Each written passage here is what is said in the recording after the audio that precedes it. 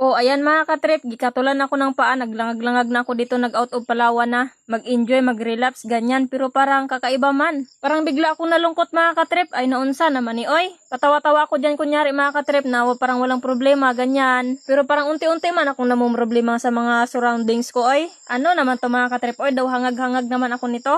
Hangag sa kinabuhi ng iban mga katrip ay pakak. Madapalan tag chinilas ba? Hala. At dahil na-stress ako mga katrip sa aking pag-out of Palawan, kaya tara, 7, ibilin, 11, tayo mga katrip, kakain muna ako ha. Pasok kami dito sa 7-Eleven. Ayan, manginaon kami. Mali rin. Ano pala? Grabe mga katrip, bago ko lang narinig dito yung mga tindira dito sa 7-Eleven. Bisaya good. Grabe, hindi siguro siya nagtagalog. At yun nga mga katrip, pagkatapos namin kumain, ito na, nasa bundok na kami mga katrip.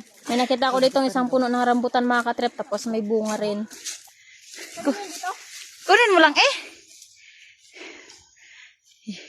I-sure mo ha? Narambutan talaga yan ha? Oh, sige, buksan mo daw.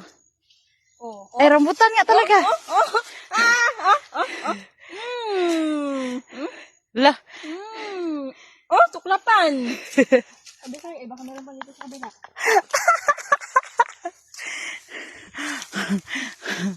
Rino, sa taas, oh!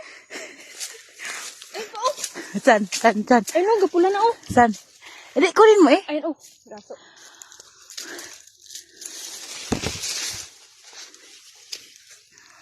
Bulok na to.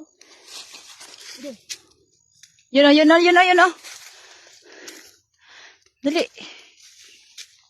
Mag-enjoy ka dito sa bundok namin. Ano dito, peaceful. Dito talaga yung pinaka-peaceful. Walang peaceful. Walang mag-judge sa'yo. Day, bilisan mo na day. Mayroon pa dun sa taas, day. Sige pa. Mabalik kasi.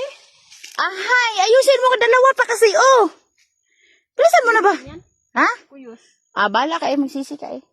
Doon pa, doon sa unahan, meron pa. Tara na. Saan tayo? Ano tayo ng durian? Akyat. Parang ipapang.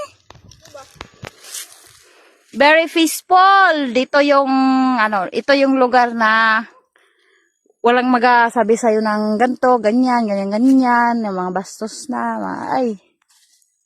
No comment na lang, ay. Mag-enjoy daw tong buisita.